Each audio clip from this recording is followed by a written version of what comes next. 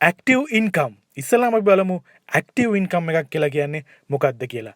Active income එකක් කියන්නේ සක්‍රීය ආදායමක්. මේකේ සරල තේරුම ඔබ මොකක් හරි කාර්යයක නිරත වෙලා මොකක් හරි වැඩක් කරලා මොකක් හරි ජොබ් එකක් වෙන්න පුළුවන්, ව්‍යාපාරයක් වෙන්න පුළුවන් කරලා ලබන ආදායම තමයි සක්‍රීය ආදායමක්. එහෙම නැත්නම් ඇක්ටිව් ඉන්කම් එකක් කියලා කියන්නේ.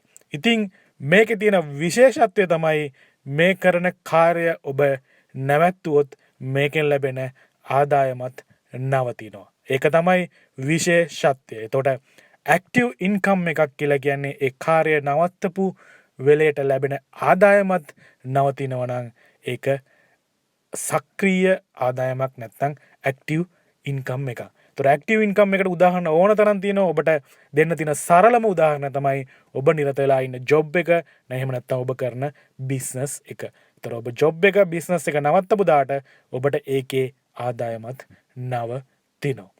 දැන් අපි බලමු පැසිව් ඉන්කම් එකක් කියලා කියන්නේ මොකක්ද කියලා. ඔබ ජීවිතේ පැසිව් ඉන්කම් එකක් හෝ කීපයක් හදාගෙන නැත්නම් ඔබ දැනටමත් ජීවිතේ පෝසත් කෙනෙක් නෙමෙයි, රිච් පුද්ගලයෙක් නෙමෙයි. ඒක තමයි මේකේ තියෙන විශේෂත්වයම. පැසිව් ඉන්කම් එකක් කියලා කියන්නේ සිංහලෙන් අපි තේරුම ගත්තොත් අකර්මණ්‍ය ආදායමක්.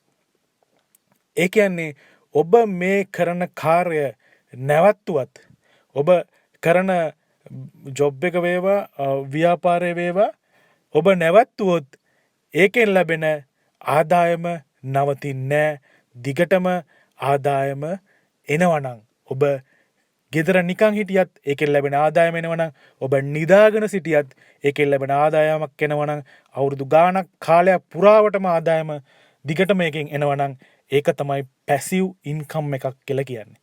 අකර්මණ්‍ය ආදායමක්.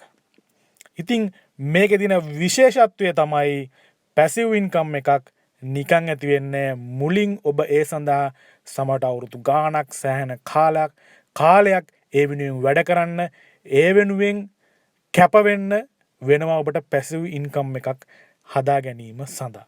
ඒක තමයි මේකේ තියෙන විශේෂත්වයම. ඉන් පසු ඔබට සමහරට නිකන් හිටියත් ඒකේ ආදායම කාලයක් පුරාවටම ලැබෙන්න පුළුවන්. ඔබ සමහරට ලෙඩ වුණොත්, ඔබට මොකක් හරි කරගන්න බැරි වුණොත් පැසිව් ඉන්කම් එක ඔබට ලැබෙන්න පුළුවන්.